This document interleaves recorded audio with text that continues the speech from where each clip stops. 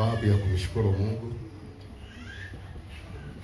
tunapopata neema ya pekee kwenda mbele za Mungu na Mungu akawa pamoja na sisi katika ibada hii ya kusifu na kuabudu. Ni jambo linalobariki sana mioyo yetu. Chukue nafasi hii sasa ya kukaribisha kwenye neno la Mungu. Mungu anakwenda kusema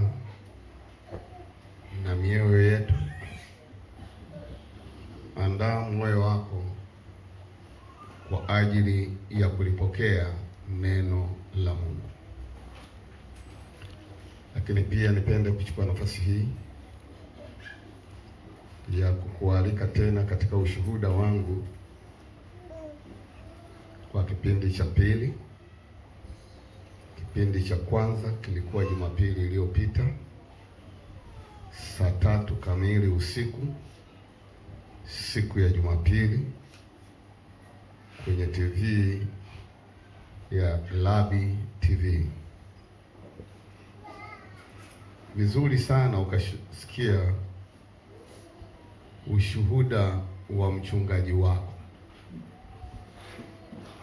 Unaweza ukakutia nguvu na unaweza ukawa ni funzo kwako.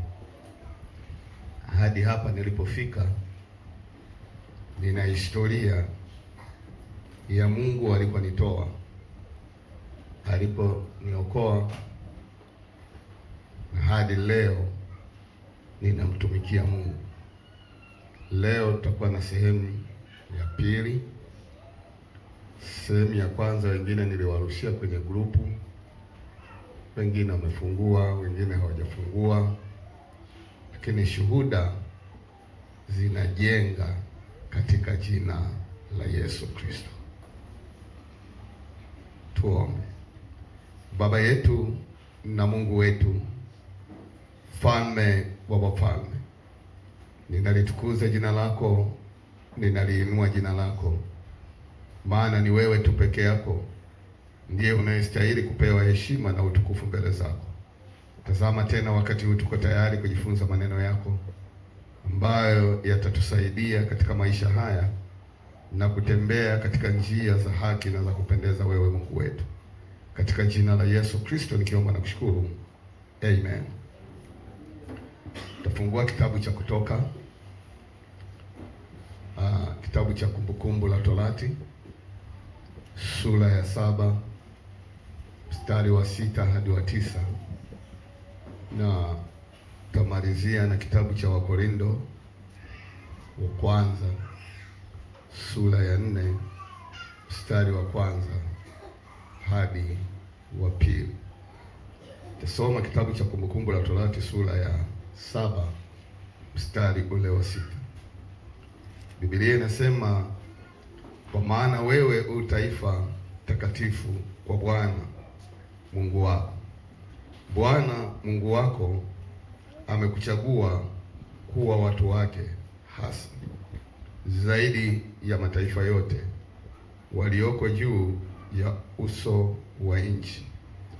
Bwana hakuwapenda ninyi wala hakuwachagua ninyi kwa sababu mlikuwa wengi kuliko mataifa yote, maana mlikuwa wachache kuliko watu wote, bali kwa sababu Bwana anawapenda na kwa sababu alitaka kuutimiza uwapo wake aliowaapia baba zenu, ndiyo sababu Bwana akawatoa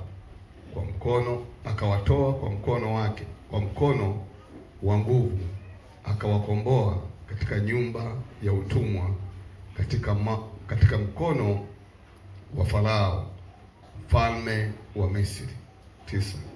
Basi jueni ya kuwa Bwana Mungu wenu ndiye Mungu mwaminifu, ashikaye agano lake na rehema zake kwao wampendao na kushika amri zake, hasa vizazi elfu. Wakorintho wa kwanza sura ile ya 4 mstari wa kwanza hadi wa pili. Biblia inasema mtu na atuhesabu hivi kuwa tu watumishi wa Kristo na mawakili wa siri za Mungu. Hapo tena inayohitajiwa katika mawakili ndiyo mtu aonekane kuwa mwaminifu. Lakini kwangu mimi si kitu kabisa nihukumiwe na ninyi, wala kwa hukumu ya kibinadamu, wala sijihukumu hata nafsi yangu. Maana sijui sababu ya kujishtaki nafsi yangu, lakini sihesabiwi haki kwa ajili hiyo, ila anihukumuye mimi ni Bwana. Bwana alibariki neno lake. Maandiko haya asubuhi ya leo nataka tujifunze juu ya vikwazo vinavyozuia uamsho usitokee. Juu ya vikwazo vinavyozuia uamsho usitokee. Tumeona kitabu hiki cha Kumbukumbu la Torati, namna ambavyo Mungu anaongea na wana wa Israeli. Kwanza anawaonyesha namna alivyowapenda wao, si kwa sababu ya kuwa wengi kuliko mataifa yote. Anaonyesha wazi kama ni sifa ya nje, yalikuwepo mataifa yenye watu wengi hata kuliko wao. Akasema, lakini nikaamua kuwapenda ninyi, nikawachagua ninyi. Anajaribu kueleza pale Mungu kwa wana wa Israeli, anasema nimewachagua ninyi ili mimi niwe pamoja nanyi, kama nilivyowaapia baba zenu ya kwamba nitakuwa pamoja nao, ndivyo na Mungu anasema nitakuwa na nyie. Anasema anachokihitaji zaidi kwao, anasema ni uaminifu. Tunapojifunza juu ya vikwazo vinavyozuia uamsho usitokee katika maisha yetu ya safari ya kuelekea mbinguni, inategemea wakati ulipoamua kuokoka. Wewe unajua ni wakati gani, lakini siku uliyoamua kumpokea Yesu Kristo kwa Bwana na Mwokozi wako, ndiyo siku ambayo ulifanya maamuzi ya kuweka agano na Mungu wako, na Mungu kuanza kutembea pamoja na wewe. Biblia inasema kinachotakiwa kwa huyo mtu ni kutunza yale maagano. Na maana ya kutunza maagano, maana yake ni kuyashika yale maungamo ama mapatano. Maana yake ni kuwa mwaminifu. Na tunapokuwa waaminifu katika hayo, maana yake kuna mambo tunayotarajia Mungu aweze kuonekana katikati yetu. Na hilo mara nyingi kila mtu anayeokoka kwa Mungu na mwenye matumaini hutazamia sana huyu Mungu aendelee kuonekana katikati yao. lakini kuna wakati unaweza usione hayo ambayo Mungu amekuahidia mema, na kuna wakati unaweza ukajiona, mbona maisha yangu ya utumishi wa kumtumikia Mungu, mbona sioni kama wenzangu? Kuna vitu ambavyo ukiviruhusu, tukiviruhusu kwenye maisha yetu, vinaweza vikawa ni vizuizi ama ni vikwazo vinavyoweza kusababisha uamsho ule ambao Mungu anataka auone kwenye maisha yako usiweze kutokea. Leo hii tuna washirika wengi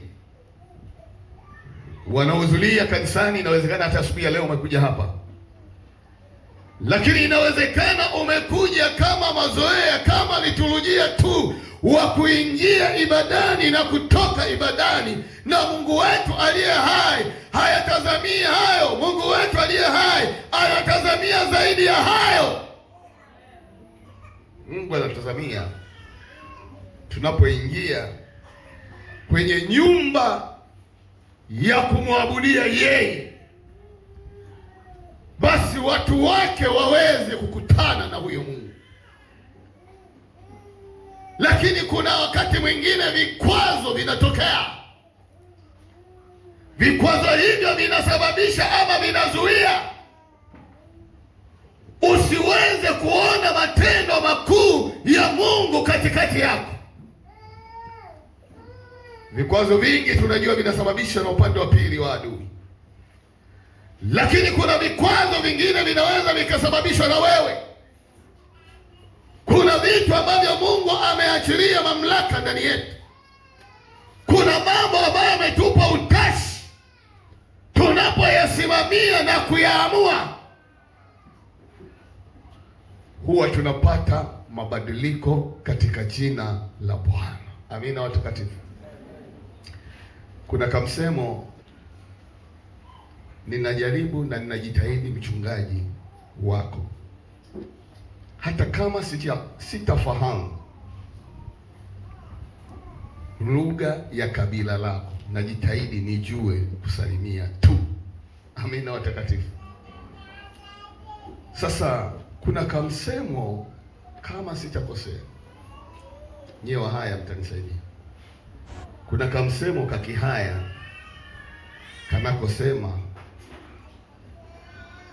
usipokubali kupoteza vyote huwezi kupata.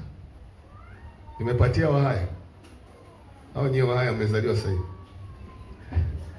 Nimepatia. Haya, njoo sema vizuri wewe Mhaya sasa. Useme kwa Kihaya halafu rudi kutafsiri Kiswahili. Haya, njoo mama.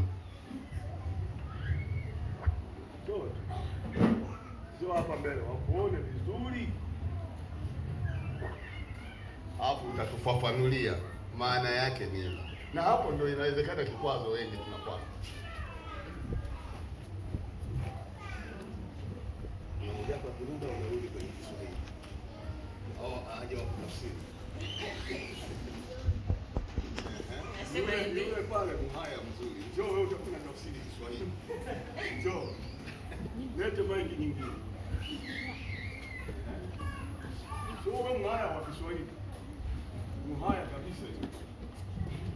Anayesoma hadi kiatu kinasoma. Anaona ongea kilugha ya tafsiri. Sasa msiangalie mimi nataka. Pale kama sio wakati haya. Waangalie huku. Atanagileta londa. Asiyepoteza okoti. Asiyepoteza okoti. Unaweza kuendelea. Maana yake sasa. Maana yake kwamba yani ukiogopa kupoteza.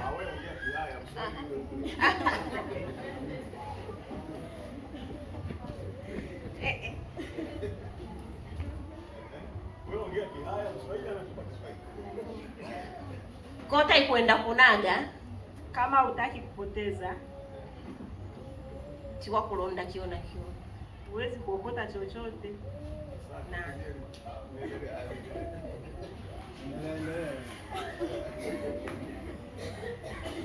Na kwamba okubyala kupanda ni kwoku kugira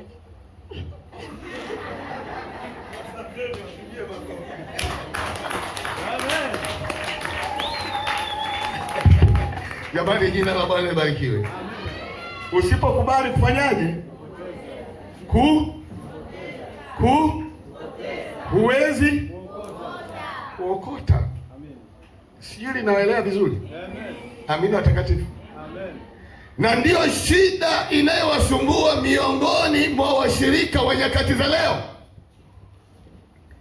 Hawakubali kupoteza ili waokote vilivyo vingi, ila wako tayari kuokota vitu ambavyo hawajapoteza. Matokeo yake kunatokea vizuizi, vinatokea vikwazo katikati yao. Matokeo yake wamekuwa ni watu ambao wanaabudu kitu ambacho hawaoni faida yao, hawaoni maslahi yao.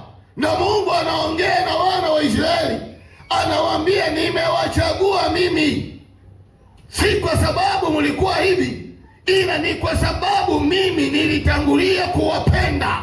Jamani, jina la Bwana libarikiwe.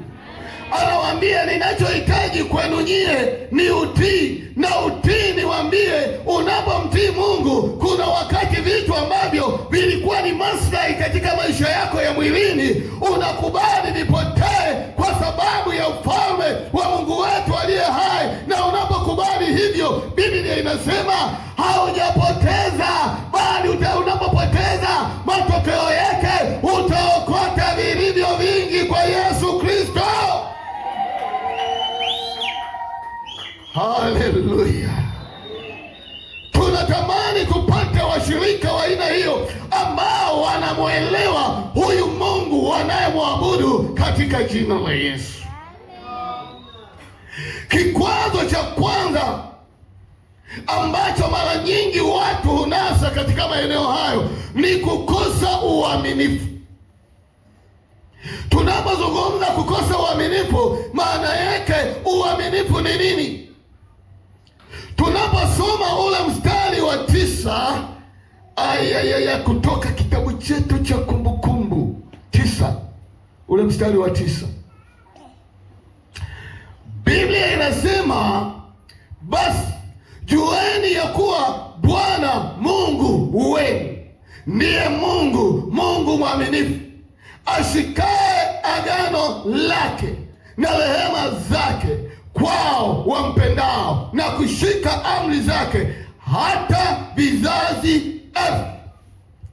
Mstari huu wa 9, Mungu anajaribu kuonyesha nafasi yake Mungu kwa huyu mtu, na huyu mtu nafasi yake kwa Mungu wake, na huyu mtu hawi peke yake, bali nyuma yake kumebeba na vizazi vyake vinavyofuata.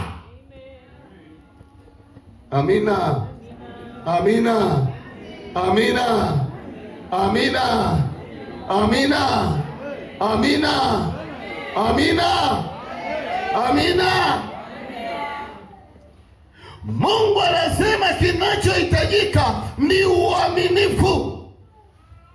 Katika mstari huu wa 9 tunaona katika Kumbukumbu la Torati, Biblia inasema kumbuka uaminifu. Uaminifu kwa lugha nyingine, nataka niseme na kila mshirika wa kanisa hili, uaminifu ni tabia ya Mungu wetu aliye hai. Maana yake unapokaa kwenye tendo la uaminifu, maana yake unaishi kwenye tabia ya Mungu wetu aliye hai. Na kama unaishi kwenye tabia ya Mungu wetu aliye hai, maana yake Mungu kwako wewe atakuwa pamoja na wewe mahali popote na saa yoyote. Na hicho ndicho ambacho tunatamani kama kanisa, kama washirika. Kwa lugha nyingine, ni lazima uwe mwaminifu katika maisha yako ama yetu, ili ule lugha nyingine, uaminifu ni nguvu ambayo inamshusha huyu Mungu, ili Mungu ashuke awe katikati yetu, atembea pamoja na sisi, atulinde Mungu wetu, atupiganie Mungu wetu, atupe nguvu na ujasiri wa kukataa kila ajenda ya mwovu ambayo inataka itufarakanishe na Mungu wetu. Na hicho ndicho Mungu alikuwa anataka kwa taifa la Israeli. Akawaambia, mkiwa waaminifu, mimi nitakuwa pamoja na nyie mahali popote. Kama kuna vitu ambavyo nyakati za leo tunavimisi ama kuvikosa, ni ile hali yetu tunapokosa uaminifu kwa Mungu wetu. Hatuwezi tukamvuta Mungu akawa pamoja na sisi. Na uaminifu, hatuzungumzi uaminifu tu mambo yakiwa mazuri, hapana. Jamani, jina la Bwana libarikiwe. Nitakwenda nitoe mfano mmoja tu, uaminifu.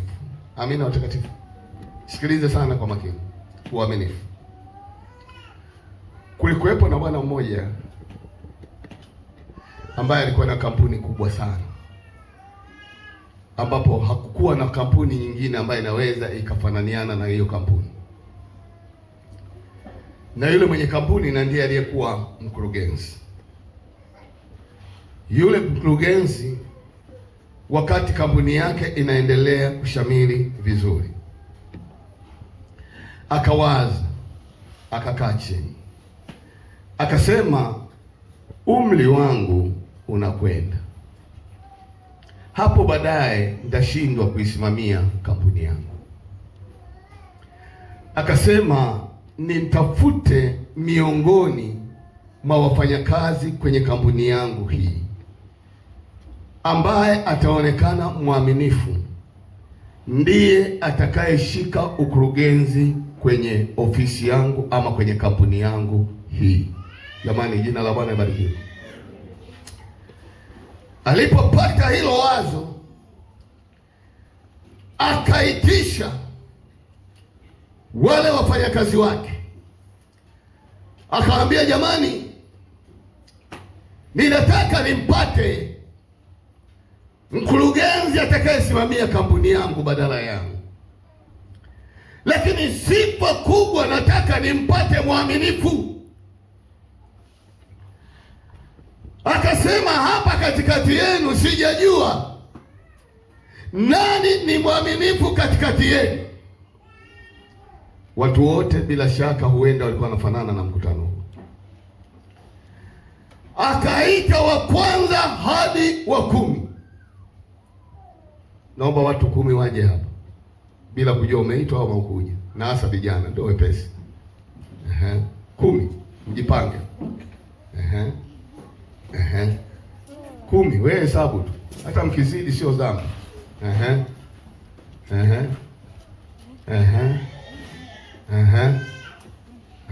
Asante.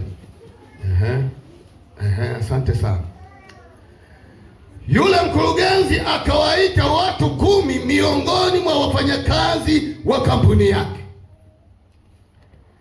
Anataka miongoni mwa hawa 10 ajipatie mtu mmoja ambaye atakuwa mwaminifu, ashike nafasi ya ukurugenzi kwa ajili ya kusimamia ile kampuni yake.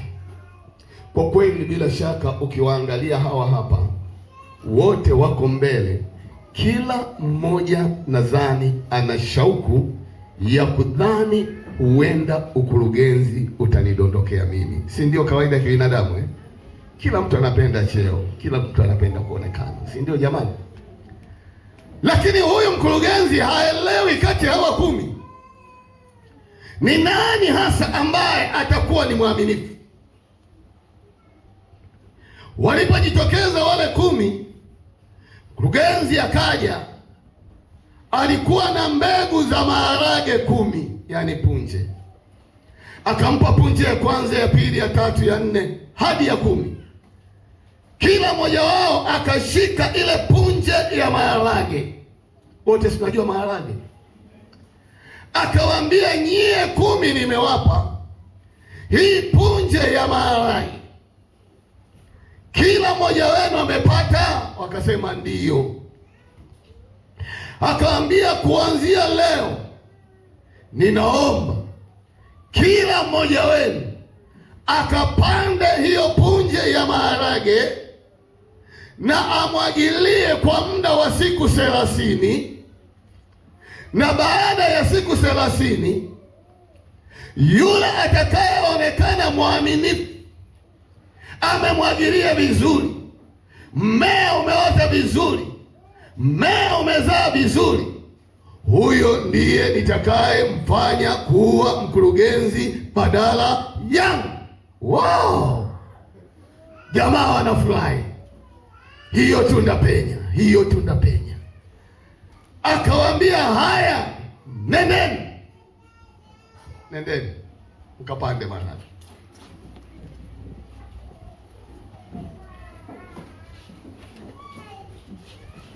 Tunapanda kwa imani, halafu kila mmoja atakuja kuleta matokeo, halafu ile mkurugenzi anasubiri uaminifu wao. Sawa sawa, akiwemo na Moleli.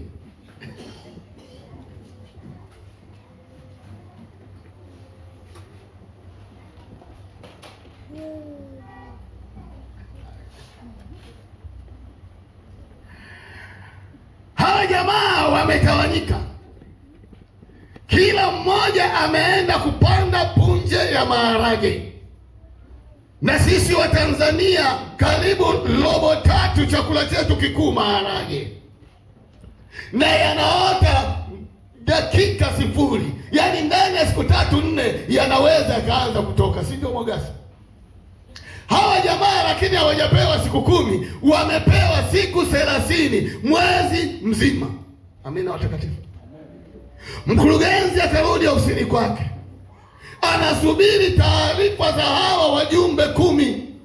Kila mmoja arudishe taarifa alivyopanda yale maharage. Jamaa huko waliko, kila mtu anaenda kumwagilia bila kushituliwa, bila kuambiwa, bila kutumwa. Nani ambaye hapendi ukurugenzi? Hata mimi napenda ukurugenzi. Waacha bwana wewe. Halo? Na aliwaambia, mwagilieni kwa siku mara 3. Hawa jamaa wako huko, kila mtu pilika pilika. Sasa tuchukue tendo hili kwa imani. Mmeenda kupanda zile mbegu, si kila mtu alipewa mbegu? Maana yake zimeota. Kila mtu anarudisha ripoti kwa mkurugenzi. Mkurugenzi anataka aangalie nani alikuwa mwaminifu wa kutunza vizuri, ndani imezaa vizuri. Maana yake hapa sasa atakuwa anasikiliza maelezo, wala hajaenda kuangalia mlivyootesha. Anataka taarifa yako, anataka uaminifu wako. Utajielezaje? Mwezi umepita, haya, leteni taarifa kwa mkurugenzi wenu. Njooni nyewe watu 10, pita hapo mbele. Simwambia tumeshapanda kwa imani maharage, mnayajua. Kila mtu aelezee maharage yake yalivyoshamiri na kadhalika na nini. Wape maiki mara moja. Lakini Kalinga, Mwakalinga, wakulima wa maharage hapo bwana. Kila mtu anataka ukurugenzi hapo. Anzia huko. Haya, elezea jinsi ulivyoyaotesha yale maharage. Hadi sasa hivi maendeleo yake yakoje? Mimi mkurugenzi niko hapa, kati ya nyie 10 nataka nipate mkurugenzi mmoja. Ndampataje? Mimi nasikiliza maelezo. Kila mtu anamtanguliza chambwe mwenzake, lakini mimi naangalia nani anaeleza sawa sawa. Sisi wote huku ni wakulima, mnanisaidia na mimi mkurugenzi, si ndio? Amina watakatifu. Haya, tuanze na wa kwanza. Tueleze kwa ufupi tu maendeleo ya maharage uliopanda punje moja. Karibu baba. Amen. Maiki hamjawasha? Au mabetri yameisha?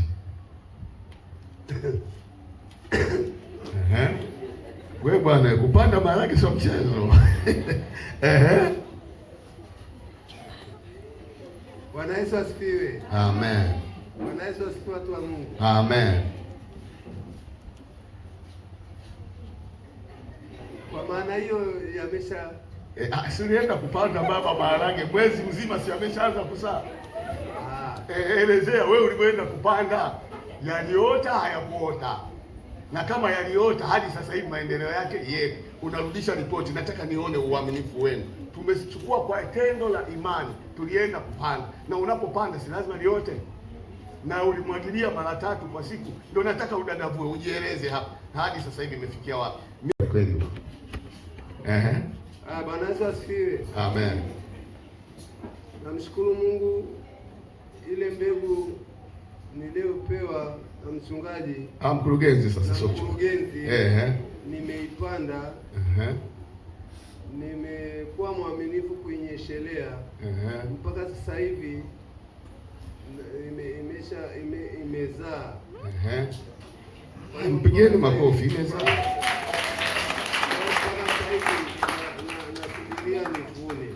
Amen. Makofi, mpe mic ya pili. Bwana Yesu asifiwe. Amen. Bwana Yesu asifiwe sana. Amen. Namshukuru Mungu, mbegu niliyopewa na mkurugenzi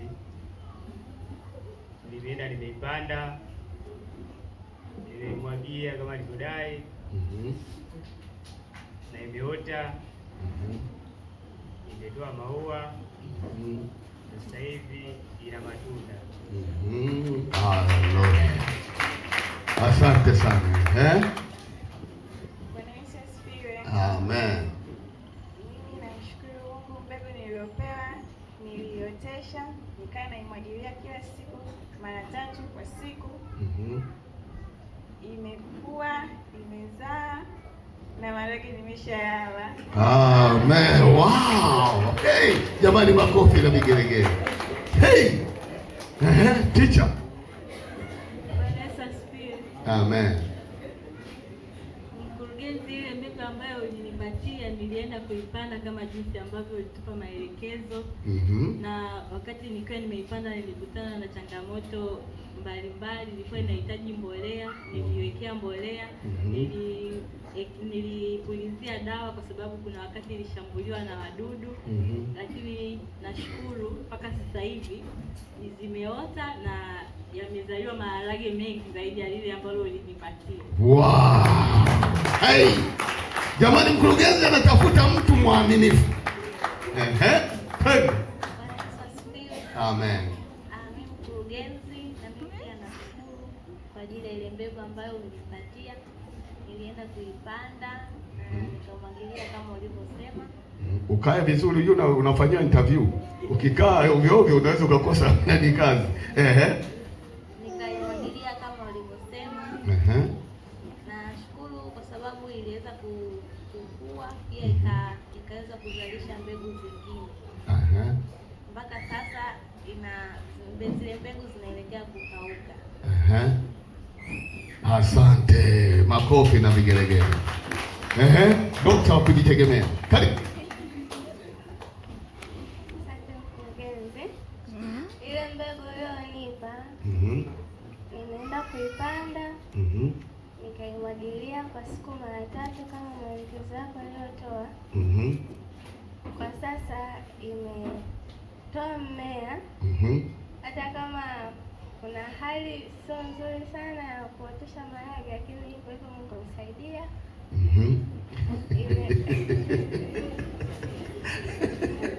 Jamani mwenzenu atakosa ukurugenzi, usimcheke.